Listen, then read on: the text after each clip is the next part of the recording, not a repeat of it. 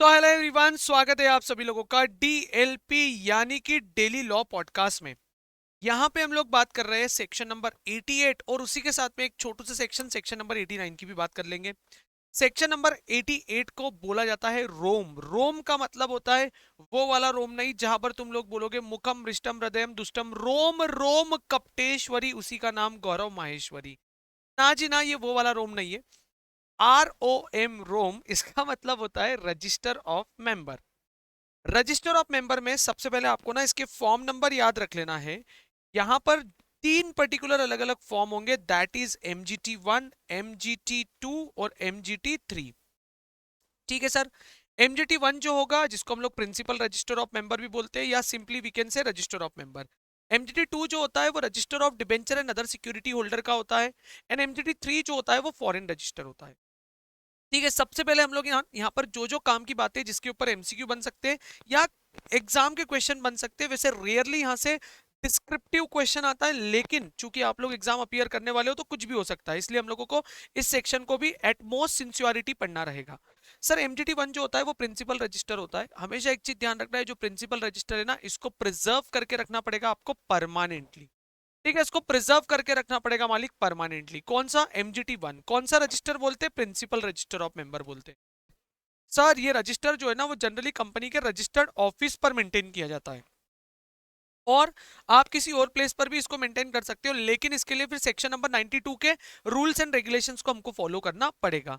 ठीक है, जिस भी कंपनी के पास में शेयर कैपिटल है वो कंपनी यहां पर अपने मेंबर की डिटेल इस MGT1 फॉर्म में मेंटेन करके रखेगी। और यहां पर इन्होंने बोला है कि सेक्शन नंबर 88 के साथ साथ में जो भी rule, I think so rule number 3 applicable होता है, वो रूल नंबर 3 भी इसके ऊपर एप्लीकेबल हो जाएगा।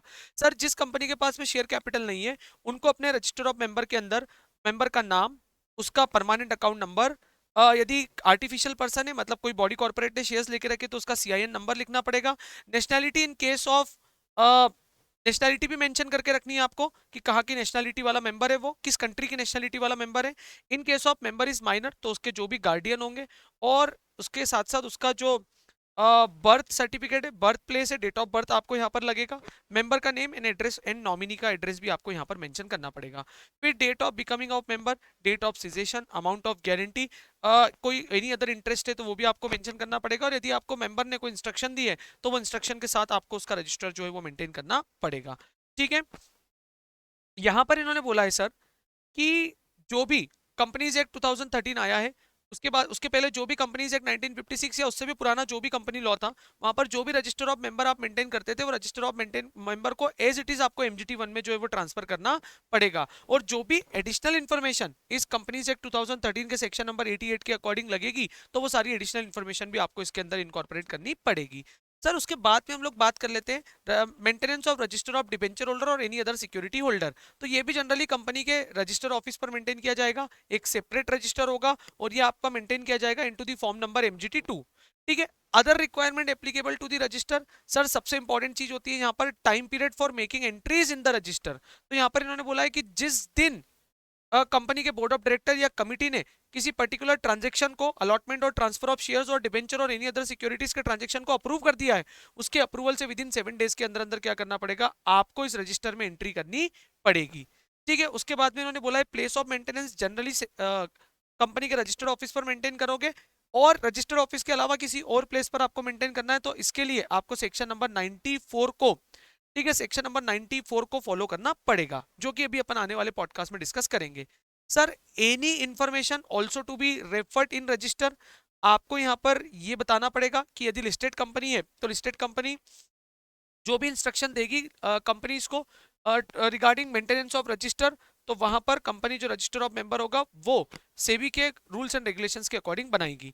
उसके बाद में यहाँ पर इन्होंने बोला है मालिक कि यदि कोई मेंबर अपने शेयर्स के अगेंस्ट में कोई चार्ज क्रिएट करता है तो कंपनी को अपने रजिस्टर ऑफ मेंबर के अंदर वो चार्ज को भी मेंशन करना पड़ेगा।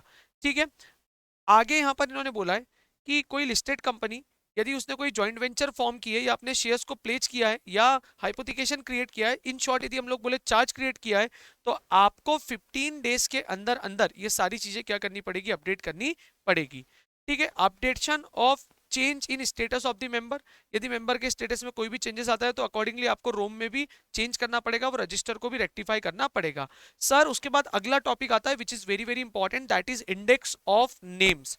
तो यहाँ पर इन्होंने बोला है कि जनरली आप जो भी रोम बनाओगे, जो भी रजिस्टर ऑफ मेंबर बनाओगे, उसमें आपको इंडेक्स ऑफ मेंबर भी बनाना पड़ेगा। However index of member is not mandatory, not necessary when the number of member is less than 50 in a company. तो यहां पर आपको रोम बनाने की जरूरत नहीं होगी। ठीक है, register and index of beneficial owner being maintain by, obvious सी बात है वो कौन मेंटेन करेगा, मालिक, डिपॉजिटरी मेंटेन करेगा। अब बात आती है फॉरेन रजिस्टर की। मालिक फॉरेन रजिस्टर मल्टीपल भी हो सकते हैं, और जिस भी कंट्री में कंपनी का मेंबर है, आप हर एक उस कंट्री में एक इंडिविजुअल फॉरेन रजिस्टर जो है वो ओपन कर सकते हो। सर जब भी आप कहीं भी किसी भी कंट्री में फॉरेन रजिस्टर ओपन करोगे या फॉरेन रजिस्टर क्लोज करोगे, तो आपको उसकी इंफॉर्मेशन जो है वो आरओसी को टाइमली बेसिस पर देनी पड़ेगी। ठीक है, उसके बाद में इन्होंने यहाँ पर ये बोला है टाइमली बेसिस पर, मतलब हम लोग वी कैन से मालिक कि 30 डेज के अंदर अंदर आपको यहाँ पर एमजीटी 3 में विद रिक्विजिट फीस आपको आरओसी को डिटेल देनी पड़ेगी। ठीक है, जब भी कोई नया रजिस्टर ओपन होता है या क्लोज होता है तो ये इन्फॉर्मेशन आपको देना है। ठीक है सर, ऐसा बोला जाता है कि foreign register is the part of the companies principal register, यदि वो मेंबर्स का है तो। यदि डिबेंचर होल्डर और अदर सिक्योरिटी होल्डर का है तो भी वो जो हमारे यहाँ पर एमजीटी 2 बना हुआ है उसमें टाइमली बेसिस पर उसमें एंट्री की जाएगी। Sir format of foreign register क्या होगा, same as principal register. Sir यदि किसी को इंस्पेक्शन करना रहा तो वो इंस्पेक्शन कर सकता है, पर ऐसा करने से पहले उसको 2 न्यूज़पेपर में एडवर्टीजमेंट देना पड़ेगा। ठीक है, फिर यहां पर बोला है मालिक कि कंपनी के बोर्ड ऑफ डायरेक्टर यदि उसको एंट्री देखना चाहते हैं, इंस्पेक्ट करना चाहते हैं, तो जब भी वो रिक्वेस्ट करेंगे उससे 15 डेज के अंदर अंदर यहाँ पर वो प्रोवाइड हो जाना चाहिए फॉर इंस्पेक्शन। आपको उसकी एक डुप्लीकेट कॉपी रखनी पड़ेगी, पीरियोडिकल बेसिस के अंदर अंदर उस पर एंट्रीज करनी पड़ेगी, और जब भी वो डिसकंटिन्यू होगा तो उसकी सारी की सारी एंट्री आपको प्रिंसिपल रजिस्टर में करनी पड़ेगी। मेंबर से रिलेटेड एंट्रीज होगी तो प्रिजर्व परमानेंटली, और यदि डिबेंचर होल्डर और अदर सिक्योरिटी होल्डर से रिलेटेड कोई एंट्री होगी तो उसको आपको 8 ईयर्स तक मेंटेन करके रखना पड़ेगा। तो साइलेंटली यहाँ पर एक कॉन्सेप्ट बन गया कि जो भी डिबेंचर होल्डर होंगे उन डिबेंचर होल्डर के रजिस्टर को, अदर सिक्योरिटी होल्डर के रजिस्टर को कितने समय तक आप यहां पर मेंटेन करके रखोगे, आप उसको यहां पर मेंटेन करके रखोगे till the 8 years from the date of redemption of the debenture और सिक्योरिटी। आप 8 सालों तक यहां पर उसको मेंटेन करके रख लोगे।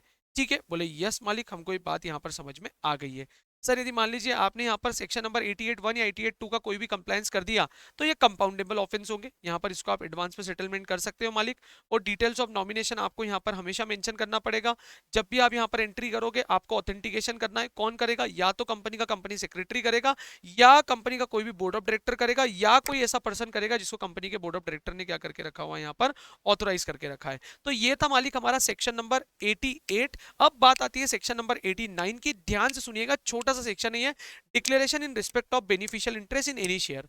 यार एक बात समझना, जनरली मान लीजिए कि एक पर्सन है मिस्टर एक्स, तो मिस्टर एक्स ने यदि रिलायंस इंडस्ट्री लिमिटेड के कोई शेयर्स खरीदे तो जनरली ये बोला जाता है कि अनटिल एंड अनलेस, जब तक कुछ भी मेंशन ना हो, तो मिस्टर एक्स ही यहां पर शेयर होल्डर भी होगा और मिस्टर एक्स ही यहां पर बेनिफिशियल ऑनर भी होगा। हाउ एवर यदि शेयर होल्डर में कोई चेंजेस होता है या बेनिफिशियल ऑनर में कोई चेंजेस होता है तो मालिक शेयर होल्डर में चेंजेस होगा तो वो इन्फॉर्म करेगा कंपनी को, यदि बेनिफिशियल ऑनर में कोई चेंजेस हो रहा है तो भी वो इन्फॉर्म करेगा किसको, कंपनी को। तो यार यदि जब भी कंपनी के शेयर होल्डर में कोई चेंजेस होगा तो वहां पर वो जो नया शेयर होल्डर होगा वो MGT 4 में कंपनी को इन्फॉर्म करेगा विद इन 30 डेज के अंदर अंदर, और जब भी कोई बेनिफिशियल ऑनर में चेंजेस होगा तो वो MGT 5 में कंपनी को इन्फॉर्म करेगा। चाहे दोनों में से कोई भी चेंजेस हो, यदि MGT 4 फाइल किया हो या MGT 5 फाइल किया हो, जब भी कंपनी के पास ये MGT 4 आएगा in case of members change हुआ है, MGT 5 आएगा in case of beneficial owner change हुआ है, तो कंपनी MGT 6 में ROC को विद इन 30 डेज के अंदर अंदर इन्फॉर्म करेगी। और यदि मान लीजिए किसी रीजन से ऐसा नहीं होता है तो यहां पर जो भी मेंबर या बेनिफिशियल ऑनर डिफॉल्टेड पर्सन रहेगा उसके ऊपर पेनल्टी लगेगी, और कंपनी ने यदि आरओसी को टाइमली इन्फॉर्म नहीं किया तो यहां पर कंपनी के ऊपर भी पेनल्टी लगेगी, which is mention under subsection number 5 and subsection number 7। ठीक है, तो सबसेक्शन नंबर 5 में person requiring to making declaration वो पेनल्टी मेंशन है, और सबसेक्शन नंबर 7 में default made by the company, यदि आरओसी को टाइमली इन्फॉर्म नहीं किया तो उसकी पेनल्टी यहां पर लगने वाली है। ठीक है, सेक्शन नंबर 90 के लिए मैं पॉडकास्ट रिकॉर्ड नहीं करूंगा क्योंकि सेक्शन नंबर 90 का मैंने आपको 30 मिनट का एक डिटेल लेक्चर दिया हुआ है। सो आपको यदि सेक्शन नंबर 90 देखना भी है तो आपको 30 मिनट्स का लेक्चर देखना पड़ेगा। मिलता हूं मैं आप लोगों से नेक्स्ट पॉडकास्ट में, जहां पर मैं अब आपके सारे बचे हुए सेक्शन यानी कि सेक्शन नंबर 91, 92, 94 और 95 की बात करने वाला हूं। तब तक के लिए thank you so much, take care and work hard.